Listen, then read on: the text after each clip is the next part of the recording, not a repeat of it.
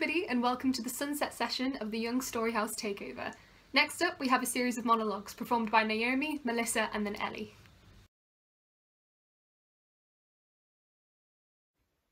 I really don't want to go tomorrow.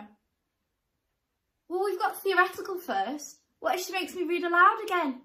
Don't know why she does it. She knows I've got problems. Well, what about history? I can't do dictation. I write it down wrong and then I can't read my notes. Oh, I know. I said I wouldn't get myself like this tonight. I wouldn't expect you to understand. Don't look at me like that. I'm not mad or stupid. I didn't ask to have this. Why would I when all it does is make me worried I have to work twice as hard as everyone else? Even that doesn't seem to make a difference. You wouldn't understand. Like how I look at a page and just see alphabet soup.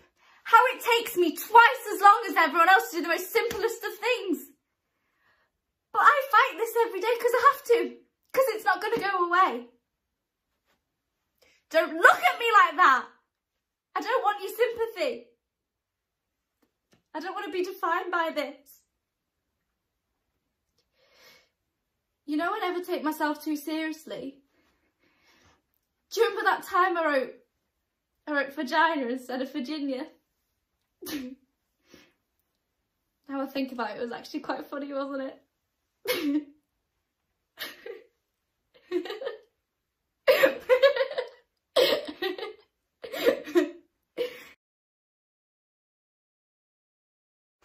Hello, I'm Melissa and I'm 16. I'm going to perform a monologue called The Second Law of Thermodynamics by Kathleen Steen. I like to talk about the heat death of the universe. I realise this is likely isn't the topic you were expecting. I know these sessions are supposed to. I get it's not really a Q&A, but does anyone know the second law of thermodynamics? Sometime in the future, like the proper future, when all the possible reactions have taken place, all that will be left is this soup. Matter decayed, stars dead, just particles, like squash that's been watered down so much it's technically still squash, but it doesn't have any of the things that make it squash anymore. And heat death makes people think it's all hellish inferno and whatnot, which is nice and medieval. But like, my brain is in this cavity that's filled with cold air and it's expanding and I'm just this pebble inside it, which is the feeling I get when I think about the heat death of the universe. Yeah, this existential terror is all a bit teenagery, but it's like a really specific flavour. So I'm trying to make the entropy go backwards. Fly into the face of the laws of physics or something by telling you lot create some sort of reaction, which all just in a way of not talking about my feelings really. I just miss him. You know what they call it? The heat death of the universe? The big chill. How lame is that?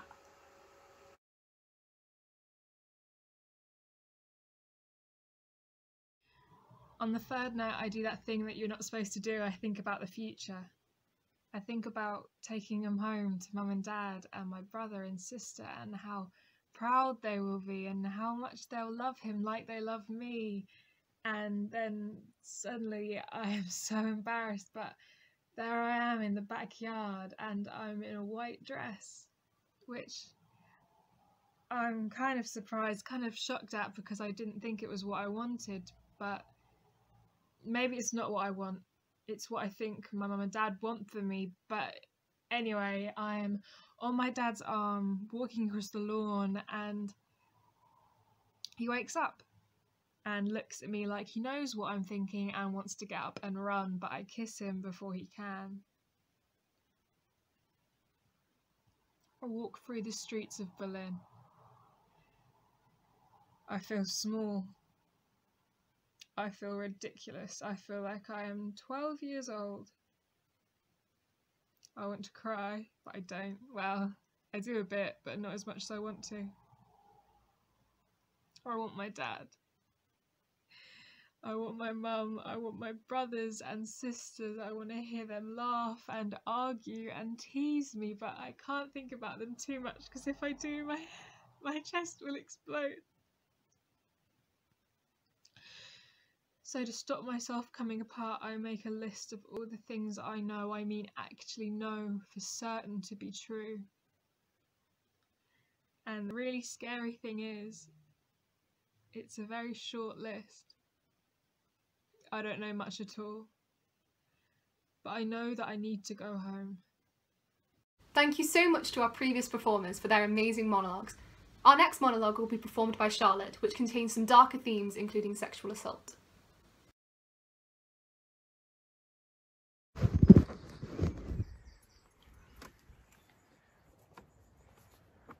I'm Charlotte and I'll be performing a monologue from Chapel Street by Luke Barnes.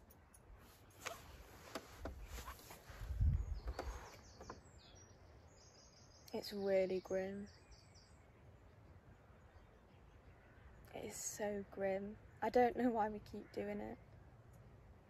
It's always the same. Boys in check shirts, orange skinny girls. Fat men grabbing your ass when you go up to the bar.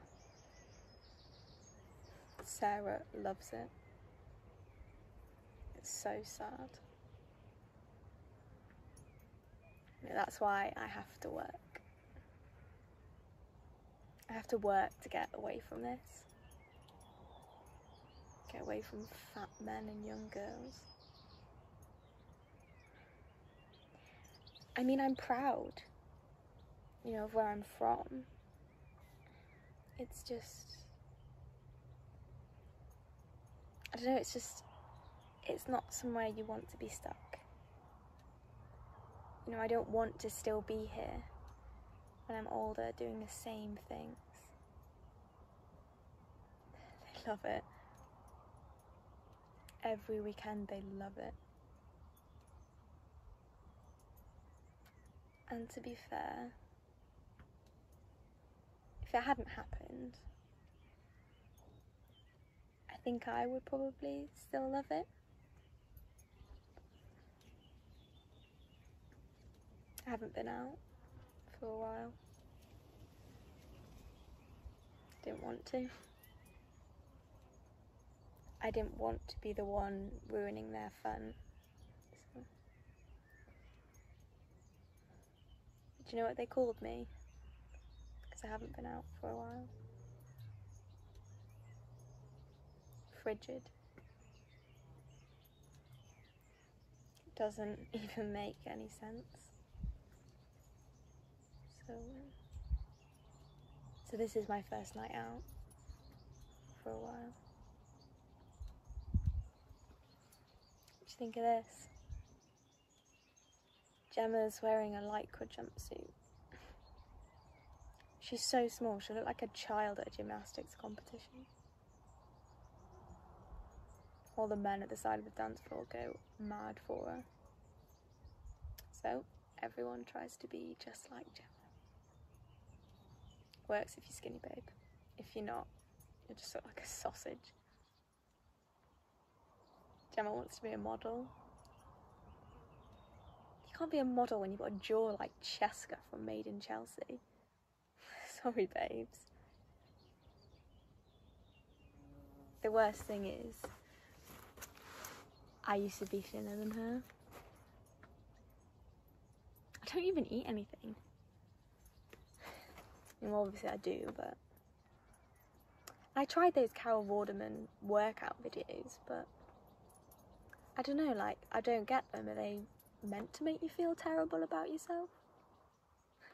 I showed Gemma and she was all, I can do that. Gemma's got ringworm. And she snuck out of geography to go have a fag in the toilets.